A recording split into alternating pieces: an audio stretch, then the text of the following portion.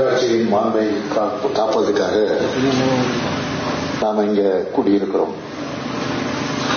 மக்கள் தான் இந்திய ஜனநாயகத்தோட எஜமானர்கள். அந்த மக்கள் தான் நம்மை தேர்ந்தெடுக்கிறாங்க. ஜனநாயகத்தோட உடலும் உயிரும் வாக்குரிமை தான். வாக்காளர்களுடைய வாக்குரிமைக்கு அச்சுறுத்தல் வந்திருக்கு. அத்தகைய அச்சுறுத்தலை தடுக்க வேண்டியது ஜனநாயக சக்திகளான நம்முடைய கடமை. அதனாலதான் SIR எனப்படும் சிறப்பு தீவிர வாக்காளர் பட்டியல் சீராய்வு என்ற முக்கிய பிரச்சனை குறித்து ஆலோசிக்க நாம் இங்கே கூடியிருக்கிறோம். நம்ம எந்த சீர்திருத்தத்துக்கும் எதிரிகள் இல்லை. ஆனா மக்களுடைய வாக்குரிமையை பிடிக்கிற விதமா, அவங்களை அச்சுறுத்தக்கூடிய விதமா பீகார்ல நடந்த SIR இப்போ தமிழ்நாடு உள்ளிட்ட மாநிலங்களிலும் நடக்க போகுது. இதுக்கு எதிரான தமிழ்நாட்டோட உணர்வை வெளிப்படுத்த வேண்டியது இன்றைய முக்கிய தேவை.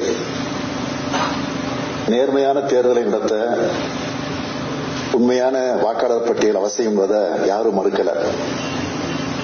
ஆனா அதுக்கான உரிய கால அவகாசத்தை கொடுக்கணும்.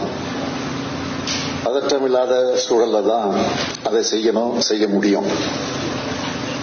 மாறாக தேர்தலுக்கு சில மாதங்கள் இருக்கிற நிலையில முழுமையான திருத்தப் பணிகள் செய்ய நினைக்கிறது உண்மையான வாக்காளர்களை நீக்குவதற்கான தந்திரம் மட்டுமே. அதைத்தான் பீகார்ல செஞ்சாங்க. இப்போ மற்ற மாநிலங்களையும் செய்ய நினைக்கிறாங்க. அதனாலதான் நாம எதிர்க்கிறோம். தமிழ்நாட்டு மக்களுடைய உரிமைகளை காக்க, அவங்களுடைய ஜனநாயக குரலை காக்க